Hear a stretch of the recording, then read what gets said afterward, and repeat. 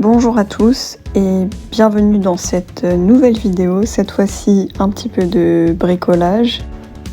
Donc le but du jour était pour moi d'installer un porte-bagages arrière sur mon vélo. Et voilà, donc la petite pépette passe devant la caméra à ce moment-là. Je me déplace tous les jours en vélo pour aller au travail. Et pour l'installer, donc j'ai besoin de la clé numéro 4 que voici, avec le matériel me permettant de fermer les boulons. Et ça c'est le dit porte-bagages, voilà. Donc je l'ai pris à Decathlon. Si vous avez besoin de la référence, je vous le donnerai en commentaire sans problème. Là c'est un vélo, c'est un VTT, donc c'est le VTT de mes parents que j'ai récupéré parce que j'avais un vélo électrique mais finalement il ne fonctionne plus. Enfin pour X raisons, voilà. Je ne vais pas rentrer dans les détails, du coup je me suis rabattue sur le VTT de mes parents. Et celui-ci était doté d'aucun accessoire, donc je n'avais pas de lumière avant et de lumière arrière, sachant que je l'ai depuis donc janvier 2025. Donc pour l'hiver quand même compliqué de ne pas voir en vélo, ou d'être vu en tout cas. Donc voilà, ça c'était la priorité. Ensuite j'ai récupéré le garde-boue avant de mon ancien vélo. Le garde-boue arrière ne convenait pas parce que c'était celui du vélo électrique et donc n'était pas compatible avec mon VTT actuel. Du coup je l'ai revendu à quelqu'un qui a pu le bricoler sur son vélo. Et là je me suis permise d'acheter ce porte-bagages arrière.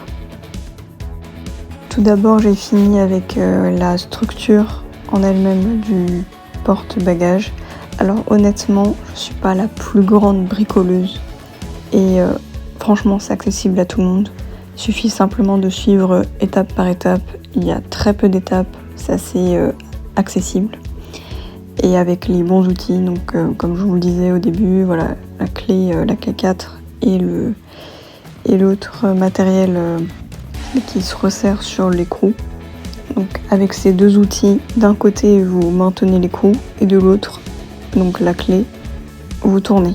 Et en tournant comme ça, ça va resserrer l'écrou. Et donc surtout au début, il ne faut pas serrer trop au cas où voilà, vous avez vous avez besoin d'ajuster et vous resserrez tout bien, tout correctement. À la fin, vous vérifiez que tout soit correctement bien serré. J'avais simplement peur d'avoir à tout enlever au niveau de la roue arrière. Je sais pas si vous voyez le mécanisme de la chaîne avec la pédale et des vitesses. Alors ça, le plateau de vitesse et le frein arrière. Sur le coup, je me suis dit, oulala, est-ce que je vais devoir tout démonter pour pouvoir passer l'éventuel embout du du porte-bagages. Je sais pas pourquoi à chaque fois je veux dire garde-boue. Voilà la pépette qui inspecte les travaux. Mais heureusement c'était assez simple, il fallait seulement repérer un trou au niveau du corps de mon vélo. Et dans ce cas-là, j'ai inséré mon boulon et j'ai commencé à fixer donc les deux bases de chaque côté. Et j'ai eu un souci ensuite parce que en fait le vélo est tenu également par deux embouts à l'avant qui se tiennent de chaque côté du haut du corps de mon vélo.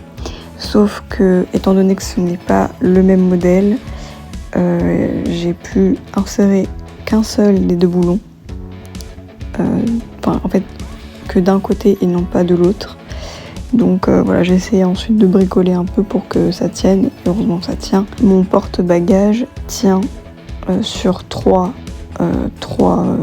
forces au lieu de 4. Mais la 4e, j'ai essayé de moi-même la bricoler pour qu'il n'y ait pas de soucis. Petit aparté, vous remarquerez à droite, il y a évidemment l'élément perturbateur. Je ne l'avais pas vu au moment de filmer qu'elle était tout juste derrière moi dans le champ de la caméra. Mais voilà, ça fait partie du décor aussi.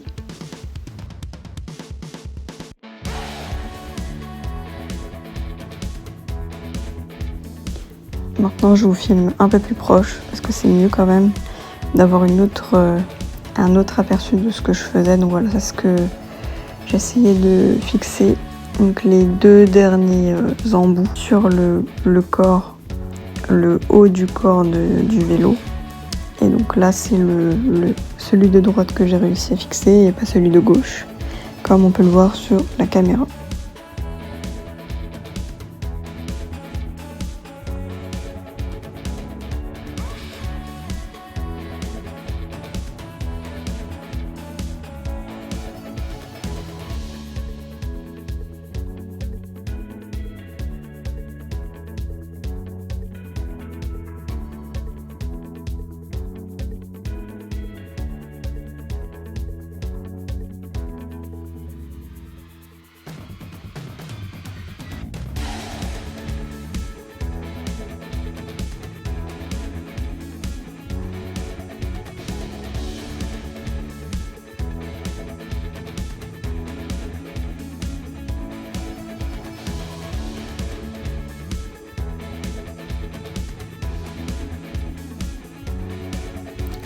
Par ici, je m'attaque un peu aux finitions.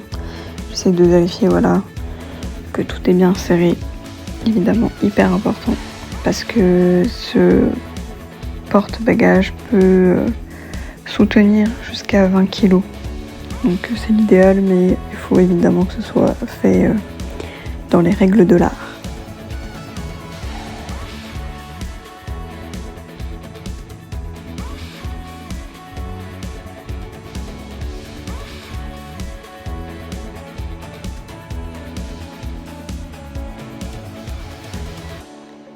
Hop, une dernière fois pour serrer et ça tient bien, vous voyez, c'est impec.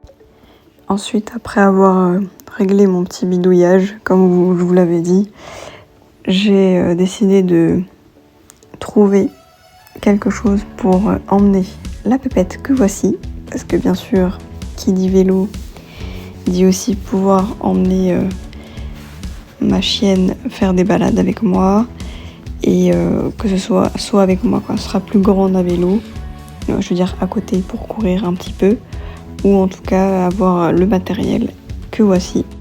Donc j'ai pris une remorque pour enfants d'occasion, et vraiment hyper efficace, déjà testée et approuvée par l'ami. Alors là oui, sur la vidéo, c'est juste la phase d'essai pour la montée sur le vélo, mais je vous assure, voilà, elle tient bien.